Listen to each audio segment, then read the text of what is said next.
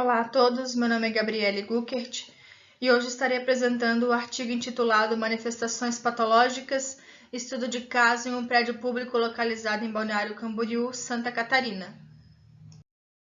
Começaremos abordando a introdução e os objetivos desse trabalho. O objetivo desse trabalho consiste em analisar as medidas tomadas em loco para sanar os problemas patológicos encontrados na edificação localizada em Balneário Camboriú, Santa Catarina. Com objetivo específico, temos estudar as prováveis causas das manifestações patológicas, discriminar as medidas tomadas em loco com as medidas técnicas corretas apontadas pela bibliografia e bem como analisar e comparar o impacto financeiro das medidas adotadas na obra. A seguir, temos a revisão bibliográfica. Patologia para engenharia é a disciplina que estuda os agentes que degradam a estrutura. Dentre as patologias encontradas na edificação, falaremos sobre as patologias em alvenaria e em pintura, que foram encontradas em maior proporção. Metodologia.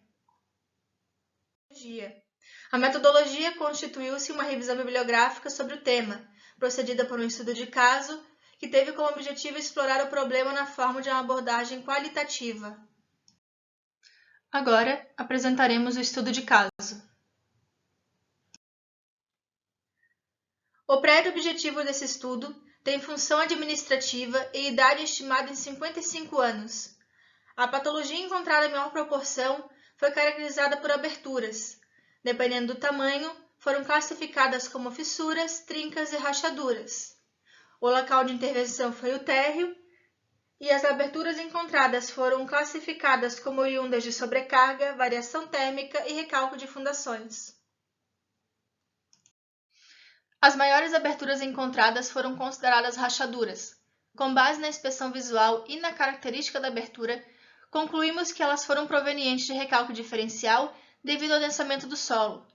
Conforme pode ser observado na figura 1, essa rachadura tem inclinação característica de recalque diferencial, que é uma inclinação de aproximadamente 45 graus. As fissuras induzidas por excesso de carregamento podem ser verticais e horizontais. Contudo, devido a diversos fatores, incluindo o fato do carregamento ser pontual ou distribuído, essas fissuras podem assumir características distintas. Contudo, com base na revisão bibliográfica, definimos que a trinca da figura 2 foi provavelmente causada por sobrecarga. As demais fissuras e trincas encontradas foram causadas basicamente por variações térmicas diferenciais, entre vigas e lajes ou entre paredes e vigas.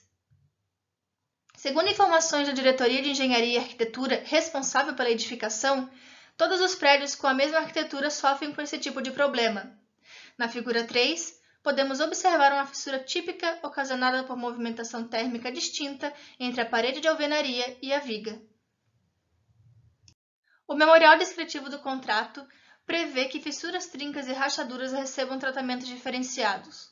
Contudo, todas as aberturas foram tratadas da mesma forma, isto é, como fissuras. O tratamento constituiu-se na abertura e limpeza da cavidade, aplicação de fundo preparador fixador de partículas, procedido por nivelamento com massa corrida. A segunda patologia analisada ocorreu na pintura das paredes e se caracterizou pelo aparecimento de bolhas. Na maior parte dos casos, as bolhas são causadas por problemas de infiltração. Com o tempo, a infiltração tende a provocar a perca de aderência entre a parede e o filme, resultando em bolhas.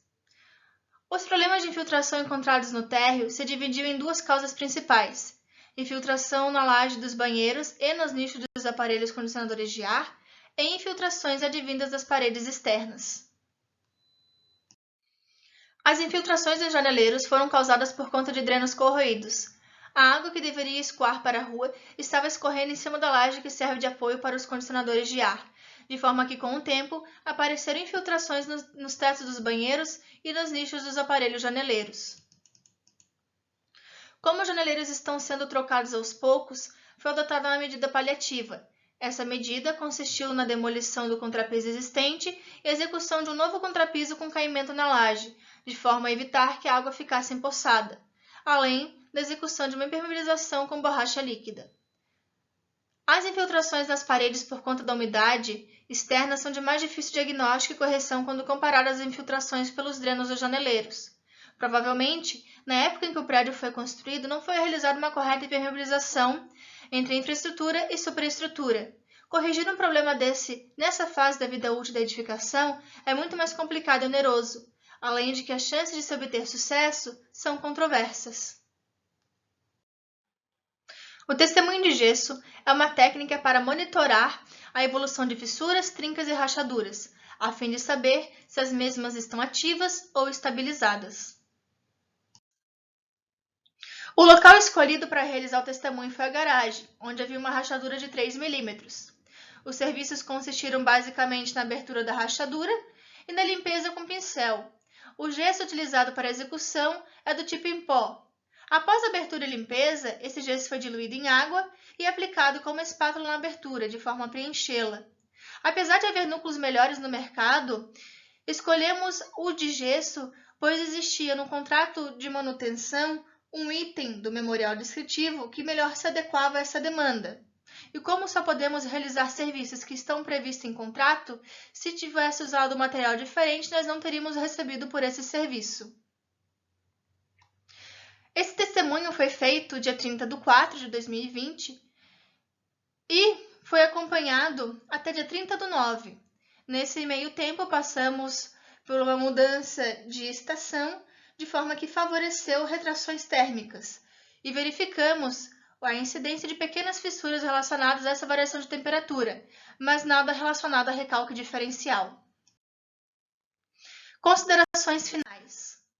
O prédio estudado é composto por 4 pavimentos. A área dos 4 pavimentos é estimada em 7.550 metros quadrados e a área de intervenção em 431 metros quadrados.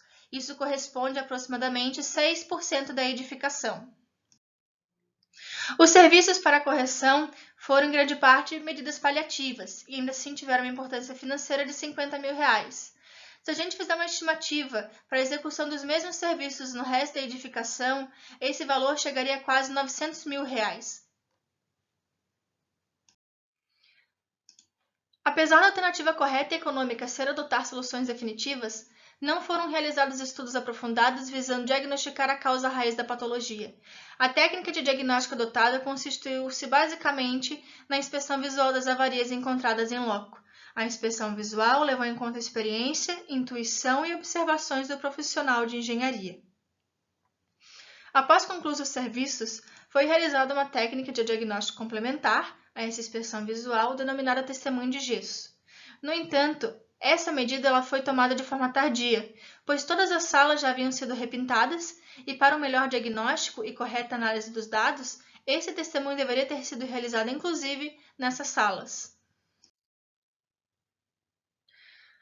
O problema patológico de bolhas nas lajes dos banheiros tem como solução definitiva a substituição desses aparelhos por condicionadores split. Como essa substituição está sendo realizada de maneira gradativa, devido ao grande vulto financeiro envolvido nesse serviço, a execução do contrapiso com inclinação e posterior impermeabilização da laje com borracha líquida torna-se uma medida corretiva eficaz, até que todos os aparelhos sejam trocados.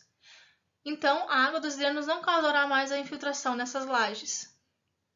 Em contrapartida, os problemas de infiltração externa não foram estudados, principalmente por questões burocráticas. Logo, a causa raiz dessa umidade não foi diagnosticada e os serviços foram somente paliativos. Onde o reboco não estava íntegro, ele foi refeito, mas não foi considerado nenhum tipo de impermeabilização. No final, as paredes com essas manifestações patológicas foram raspadas e repintadas. Por fim, apresentamos as referências utilizadas para a elaboração do presente artigo e agradecemos a atenção. Muito obrigada.